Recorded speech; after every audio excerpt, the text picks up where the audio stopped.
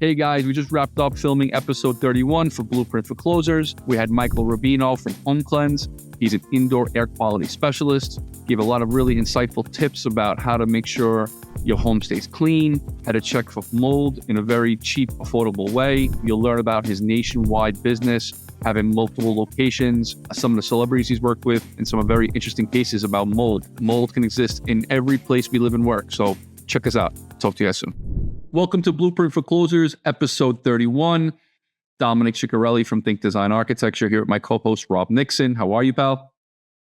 Good, man. How you doing? Doing well. Today we have Michael Rubino from Home Cleanse. He's an indoor air quality specialist. Myself and the Rubino family have been working together for over 15 years. We've done dozens of insurance cases together due to fires and water damaged properties. We thought this would be a great opportunity to have Michael on due to the hurricanes happening in Florida.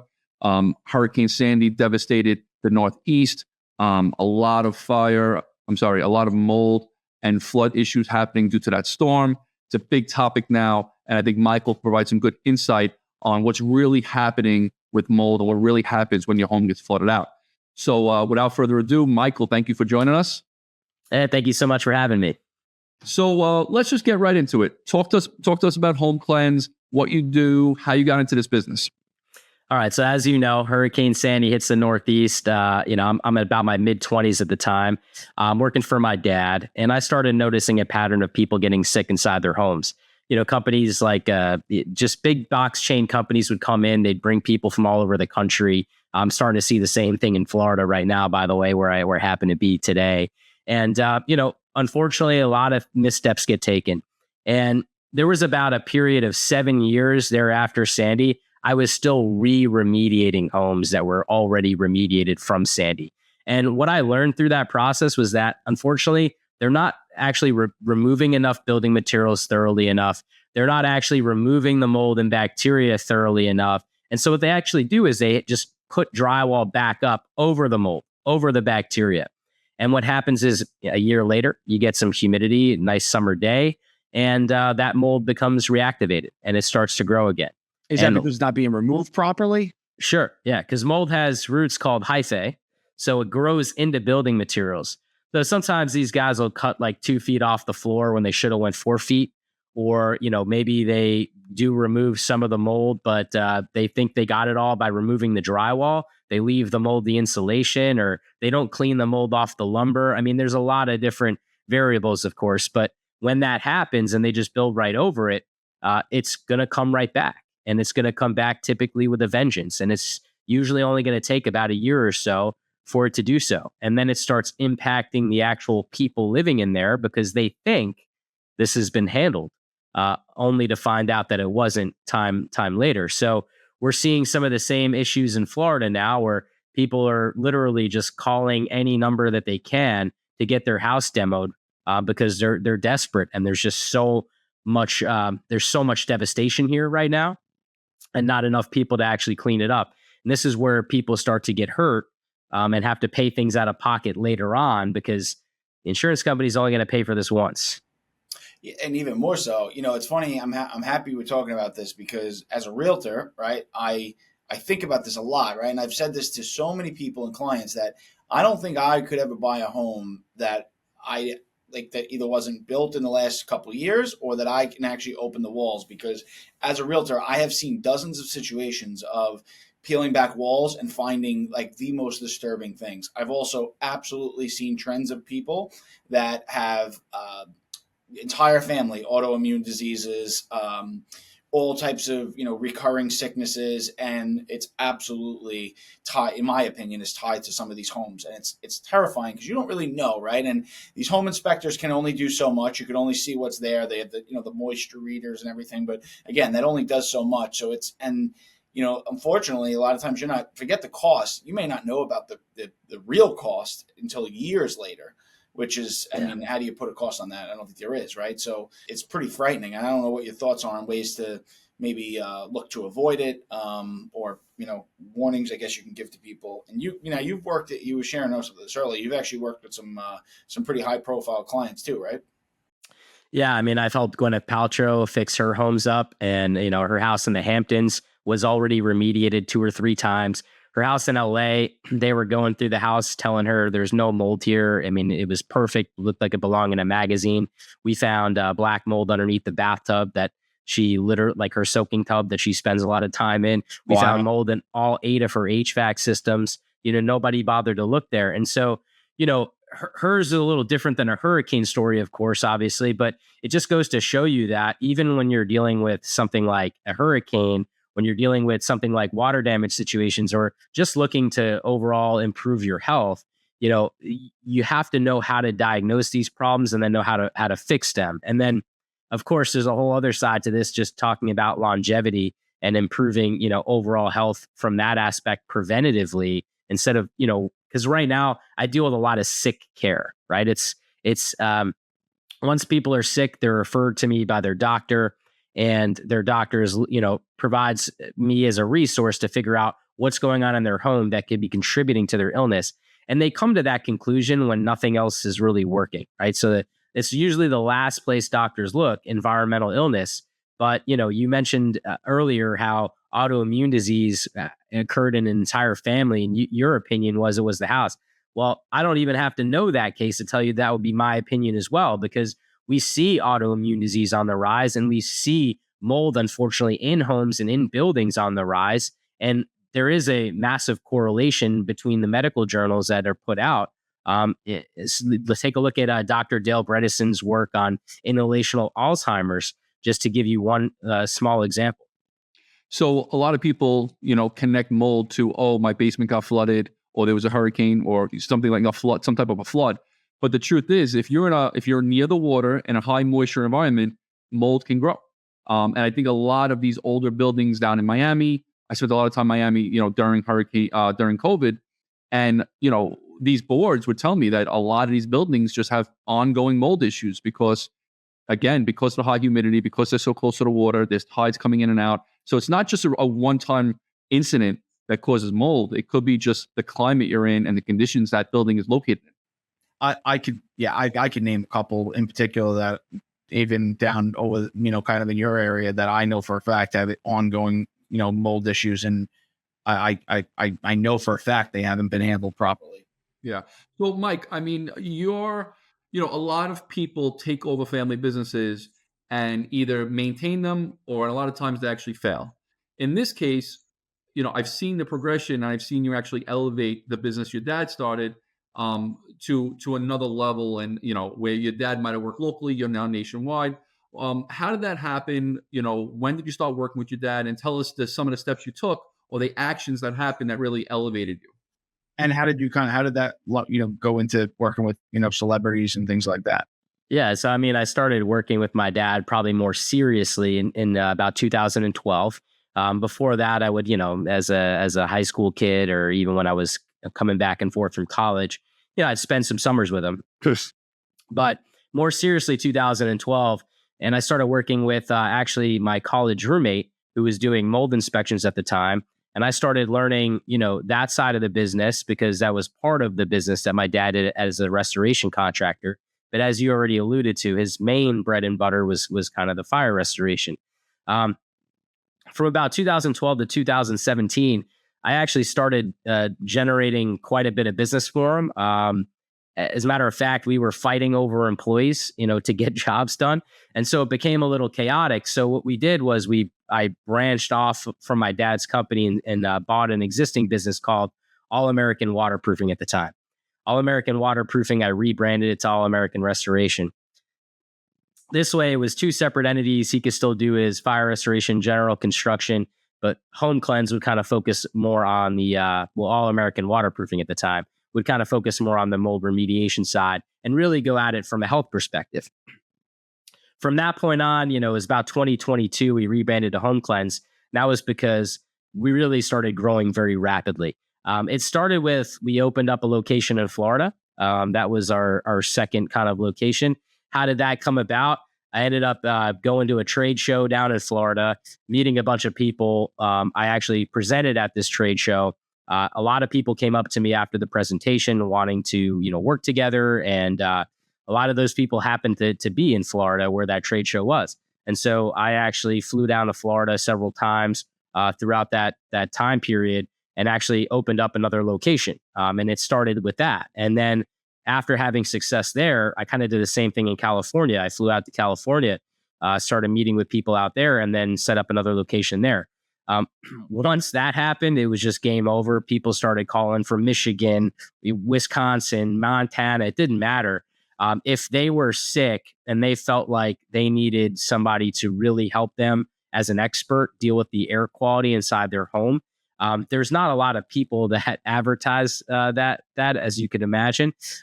Tons of mold remediation companies, right? But that's just, I've got some black mold, it's unsightly, rip it out. No, this is really scientifically improving the actual quality of air people are breathing inside their home holistically. Just didn't really exist. And so it just kind of blew up. And as I did write a book called The Mold Medic, an expert's guide on mold removal in December of 2020, which helped a lot over the years.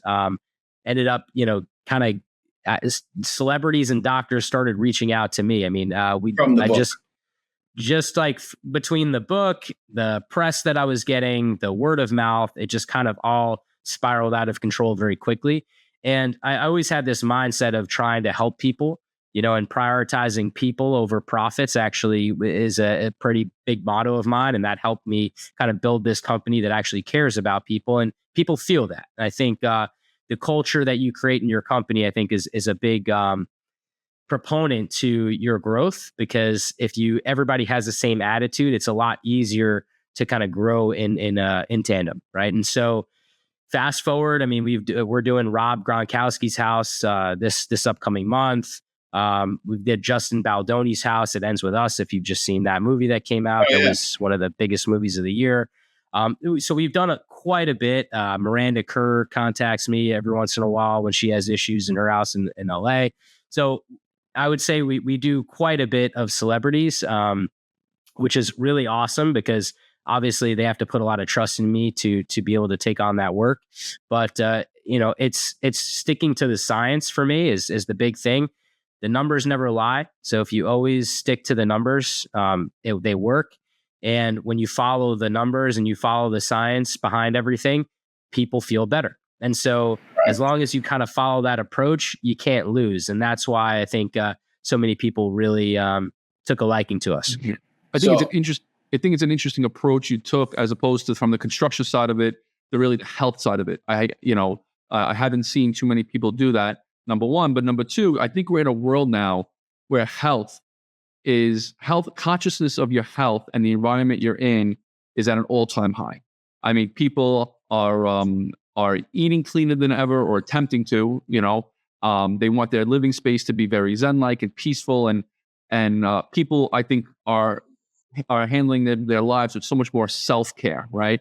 People go into yoga and Pilates, and they're eating cleaner, and they're going to the gym, and they're definitely living a more holistic lifestyle. So I'm not surprised to hear the people with the means, the people that have the money, are really spending it in a way where their living environments are as clean of a place as possible. I mean, pollution outside is just, especially in LA, in New York, I mean, the air quality in general is just terrible. And it might lead to my next topic, where I really want some tips from you. What are like the top 5 things people can do to make their living environment, better, cleaner, the air or the soaps they use, things like that? Yeah, so I'll give you all the free stuff first. One of the best ways to check if you have a mold contamination in your house for free would be to actually go over to your toilet tank, take the cover off, flip it over, look on the underside of the toilet tank cover, look inside the toilet tank lid, and let's see if there's some mold growth in there. If there is, it means that there's some mold, unfortunately, opportunistically nearby getting into the toilet tank. It doesn't just grow in the toilet tank. It has to actually come from somewhere, right? Mold is an organism. Just to dive a little bit on mold real quick. It's an organism. It's also a spore. So people get confused, because when they say, oh, there's a lot of mold here, what do they mean? Do they mean there's a lot of mold spores, or a lot of mold growing as an organism producing those spores? The spores is how mold actually reproduces. Think of like weeds and a seed, right? Except this organism is constantly reproducing these spores. Oh, think of like a volcano just constantly spouting out lava. That's kind of how this works. And they're very, very tiny particles, 25 to 50 times smaller than what the eye can see.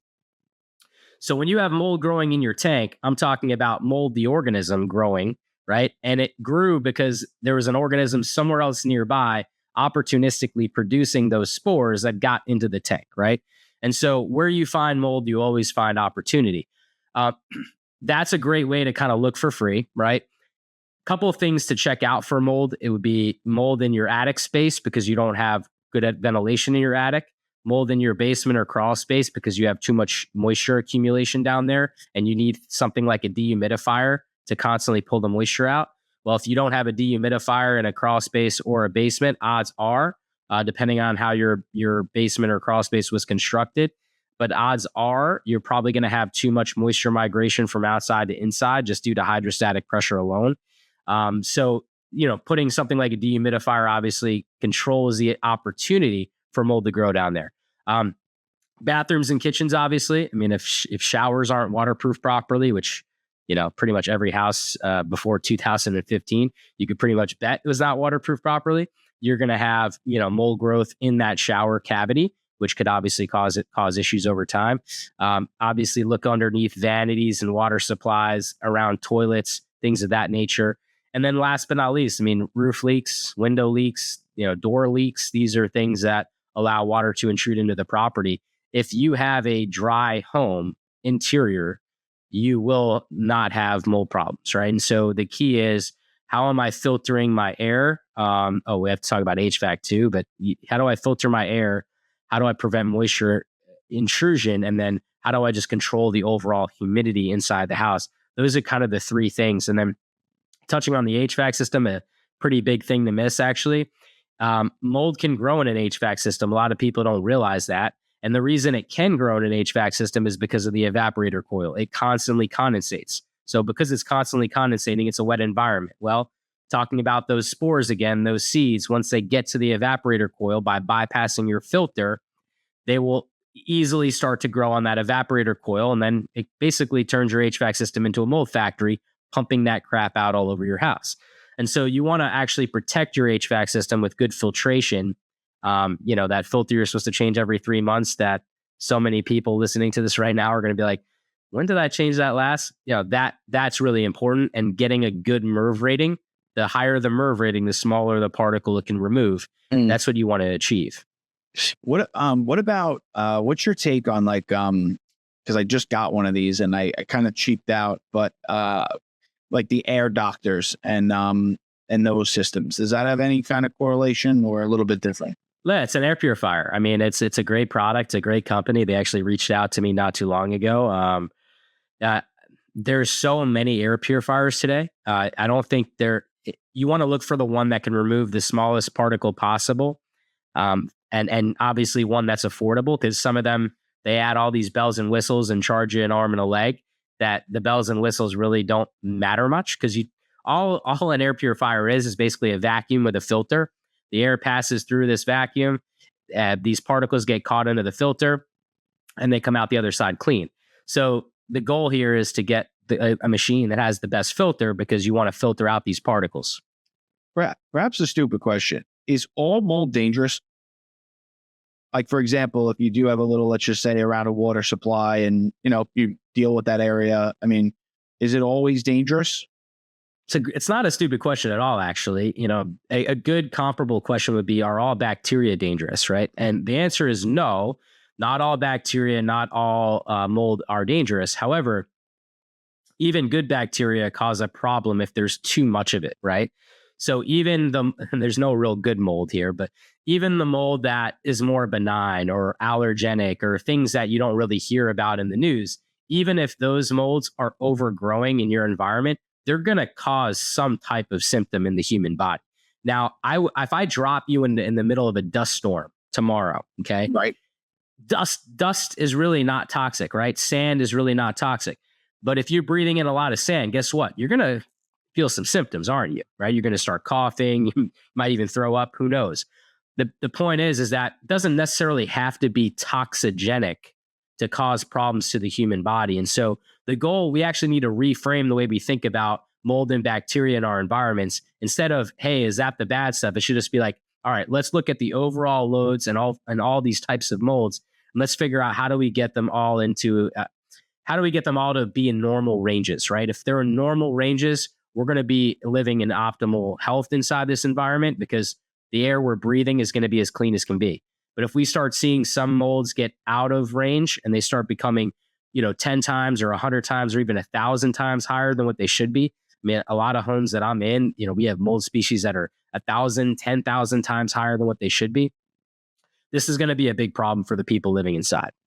So how are people, I mean, you had mentioned that some people are like repeat clients, right? Like, how are they getting, like, are there signs that people are looking for, or is it, are there symptoms that, that are like, basically causing people to come to you, or is it, a new home, just want to check it out? Like, how does that usually play out? Well, I have a network of a few thousand doctors that typically refer out to me. These are doctors that specialize in brain health or gut health or respiratory health. And I even have doctors that work with kids and they specialize in things like PANS and PANDAS, which is a neuropsychiatric disorder for kids. It really depends, right? There are certain biomarkers that people typically look at, and certain doctors in their practice now, they're starting to look at some of these environmental markers. So, for example, certain types of molds can produce what's called mycotoxins. And aspergillus is a mold, right? And it can produce a mycotoxin called ochratoxin A. If the doctor sees that the person has high levels of ochratoxin A in their body, they're probably going to recommend that they call me because we want to make sure that that level of aspergillus isn't an impact inside their own home, right? Like maybe it was something at work, maybe it was something at school, or maybe it was even something in the past that they were exposed to that they just never detox properly. All those things are possible. Blood work?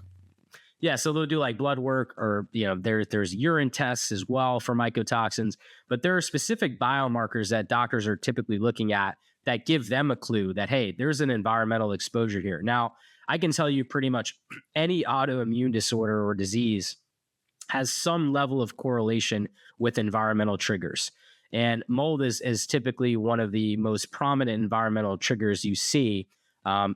It really in Lyme disease comes to mind, SIBO comes to mind, lupus comes to mind, right off the top of the head. But it's, I've been doing this now for about 13 years. And I can tell you that over the span of 13 years, there's probably not an illness that I haven't come into contact with that hadn't had some level of sensitivity to the mold in their environment that had great relief when they just started working on the quality of air that they were breathing. And let's just say I don't know, I have recurring headaches or anything, right? And I was like, you know what, I want to have my house checked because my house had a terrible history of water. When I bought my house, I had to spend a fortune in all types of water diversion, and I mean, you can't even imagine what I discovered. And I took a lot of steps, and I think I did everything right, and I haven't had any issues, thank God, knock on wood. But like, if I wanted to, be extra cautious, what would that look like to find out, if there's any ongoing issues?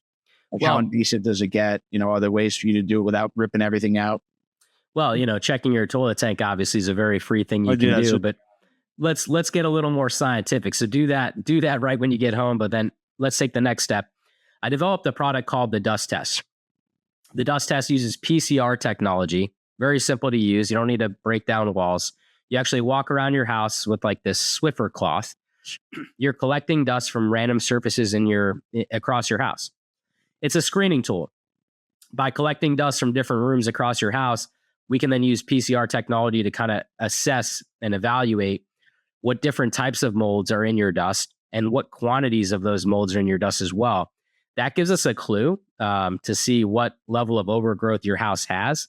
And that can help us really take the very first step into figuring out, is my house a problem? And do I need to be worried about it? Interesting. So as well, it's off topic, but on topic. Just because you're in a new house doesn't mean your house is perfectly clean and healthy. So again, a little unrelated, but I want to talk about it. When my daughter was born, she would obviously have formula every day. So it was a brand new house I had built. And what would happen? Every day at 5 a.m. or 6 a.m., we'd go downstairs, fill up the bottle with water, and then, mix a formula. And she went in for a well checkup, maybe at the 6-month mark, and we found high lead levels in her blood. Naturally, we panicked. Health department came to the house, and I'm like, the house is brand new. She can't be getting the lead from the home.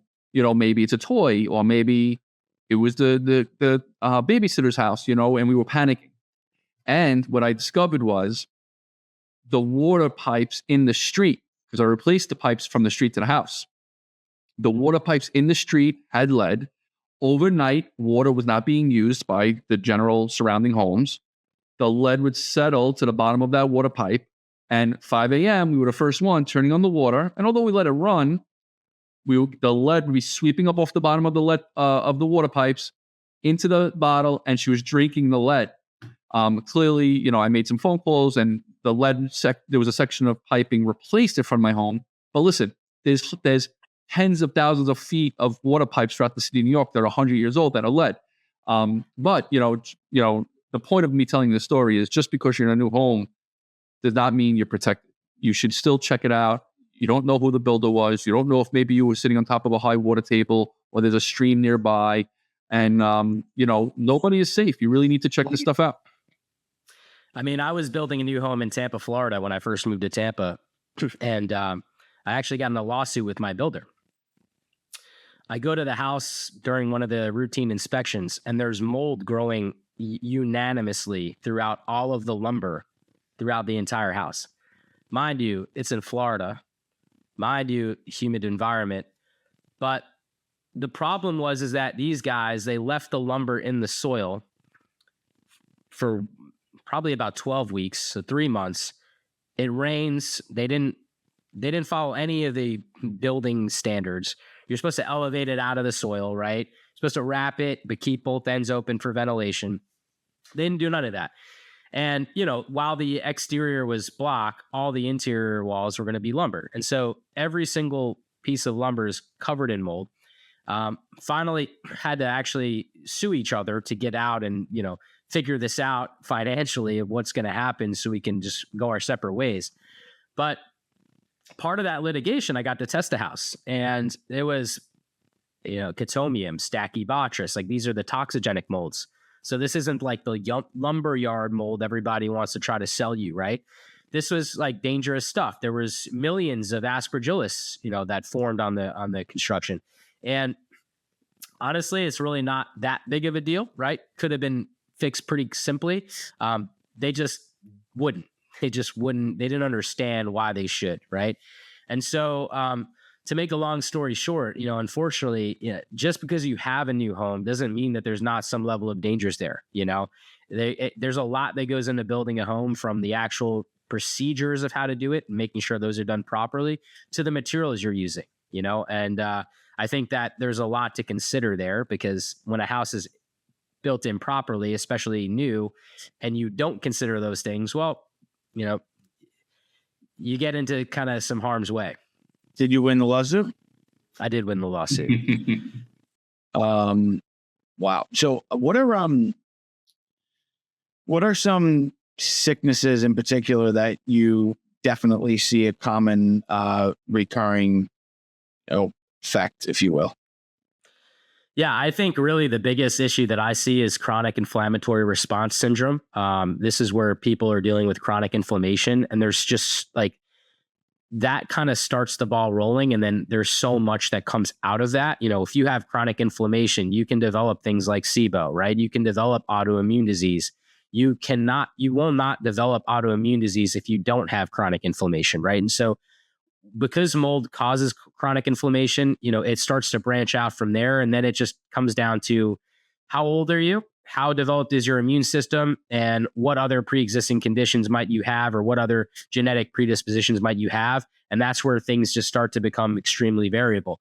I mentioned earlier, inhalational Alzheimer's, the early onset of dementia. This is how things start to cross over into impacts of neurological systems and mental health, right? And so this usually occurs in people 45 plus. I say 45 because I did mention the early onset of dementia. So this is something that actually occurs earlier than it's supposed to.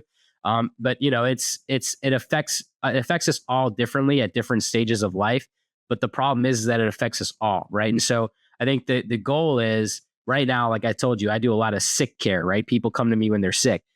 What I'd really like to be preaching to you guys and to everyone listening is let's not get sick to actually fix this, because if we could actually prevent it, that would be amazing. I mean, if everyone can just do a dust test of their house, right, to get that information, understand where they're at, so they can look for little cues and fix problems before they become big problems.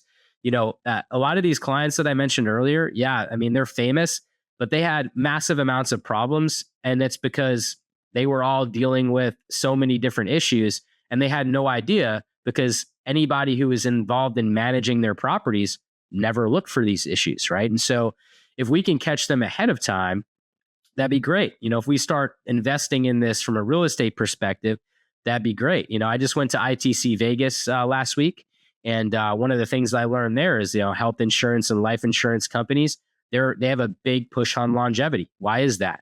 Well, they're investing in longevity because they understand they're already making as much as they can. If they want to make more money, they have to actually get people healthier, because the sick care and the burden of the economic harm that has on sick care it's just too crazy and out of control. Can you provide, is it a link or something about how to do the dust test? Yeah, so thedusttest.com. And if you go there, you'll have all the information. You get to see all the science behind it, get to see, it's $274 test. It's an at-home test. It's very easy. It comes with video instructions of how to do it. And it takes about 3 to 5 days, to actually process the results from the lab to get your answers. You do it and then send it in? Yeah, you collect the dust. Comes with like a pre-packing label and everything. You collect the dust, you put it back in the packaging, send it off to the lab, and you're done. Very simple. It'll take you 5 minutes. Mike, 2 questions. For someone that doesn't have the means to maybe bring in a specialist and spend thousands of dollars to see if they have mold, maybe they're not sick, but maybe they have like a question whether they have it or not. What are just some common housekeeping tips they can do to just, how to keep the house clean? Maybe it's an air purifier. Maybe it's using certain cleaning supplies. What would you recommend is just good, everyday household tips in your home? All right. So number one, the solution to pollution is dilution. So opening doors and windows and getting fresh air in is going to help a lot. Increasing ventilation, if you can, is going to help a lot. Those 2 things right there really help, kind of, again, just dilute the amount of particles that are already inside your home that you're constantly breathing in. So that's a no-brainer. The second thing that you can do is, thinking, I developed the dust test for a reason. Our dust basically is a collection of everything that's in our environment. It's actually like the DNA of our house, if you will. And by letting dust accumulate, you're not just talking about dead hair and skin cells. You're talking about VOCs, formaldehyde. You're talking about lead. You're talking about, unfortunately, mold and bacteria and toxins and viruses and all the things that you don't want to be breathing in 20,000 times per day, that you are breathing in 20,000 times per day. And if you've ever sat near a window on a sunny day and you saw that ray of light refract off the dust in the air, quite frankly, how much dust you're actually breathing in. It's scary. So making dust public enemy number 1 and dusting the house and reducing dust is really crucial. And alongside of that, reducing clutter, right? Because clutter helps collect dust, not remove dust. And so, unfortunately, you cannot be a hoarder and have a really healthy environment. It does not go hand in hand. And it's because there will be so much dust collecting in your place with no real way of removing it, that it's going to impact your health. So being a minimalist and having minimal stuff and cleanable stuff, that is key. So, anything that is easy to clean, area rugs that you could pick up and throw in your washing machine, super, super great, right? Any surface that's non-porous, that's easy to clean and dust off, super great. Don't forget to pull out your fridge every once in a while and clean behind that, your appliances. Don't forget to dust your ceiling fans. Like, these are all things that I think people often forget. That's really important. Filtration for the HVAC systems, also very important. Upgrading them to the highest MERV rating you possibly can is always advisable. And then follow the manufacturer's recommendations on changing the filters. Like my filter can last up to 3 years. It's a MERV 16 filter. Your filter maybe needs to be changed every 30 days, right? And so we all have different filters. Make sure you're paying attention to what filter you have and what the recommendations are changing it. And you could change it a little sooner, but try not to change it later. So, wow, this has been great, really insightful. I'm like dying to finish this so I can go check all my toilets. So we always like to wrap up with, an interesting story or maybe a unique client experience. Anything that stands out? The interesting story was probably this gentleman in New York. It was Brooklyn. Guy was an Italian guy. He spoke no English, was straight from Italy. And I had to go in there and kind of communicate with him through Google Translate. And this is back when I was still working for my dad, so earlier on in my career. And I walk into this guy's house. He just, all we knew is that there was some issues. I walk in, he had the basement apartment, okay? The first thing I do when I walk in, I just start looking around, obviously, and I look to my right. Not only was the wall fully black, I mean, like I thought you couldn't tell that he actually, if it was paint or not, it was just fully black. Oh my God. But there were actual mushrooms the size of my head growing out of the wall. So apparently what had happened was he went away back to Italy for the summer, and he came back, and who knows how long this had happened. But there was several sewer backups that had occurred in his apartment. He was sleeping there still, was sleeping there and was trying to figure out what to do. So I had to communicate with this guy literally through Google Translate because I spoke no Italian, even though I have an Italian background. And I'm like, you can't sleep here. This is not good for your health. He had no place to go, so he ended up moving his mattress to the garage and sleeping in his garage the entire time where this remediation happened. And so it was just a wild story because I never saw something like just quite as bad as that. It was really terrible. Literally mushrooms growing out of the wall. That's how bad that is. But super interesting. And luckily we're able to get everything fixed. And my dad was very helpful in putting everything back together for him. And, all was well that ends well. But I'm glad the guy didn't get sick or anything like that. I have very sadly seen that exact scenario at least a half a dozen times. And one of them literally affected me so much because they had 2 kids in the house. One was 8, I think one was 4. And when I tell you, I've never, you walked in this, I'm very sensitive to mold and water because, like I said, that issue I had. So I have a pretty good scent for it. And the second I walked up to the front door, you could smell there was a problem. I went in the basement. It was exactly like you just described. I mean, it was horrible. And they had a broken sewer in the house and they were just living through it. And I'm like, this is a major issue. And apparently they were saying how the kids are always sick. And I'm like, guys, of course they are. Like you got to get out of here. And it was just scary that people, it's just like you said, some people don't have the means and they're overwhelmed and it's unfortunate, but listen, this was awesome. I encourage everybody to go do the dusttest.com, right?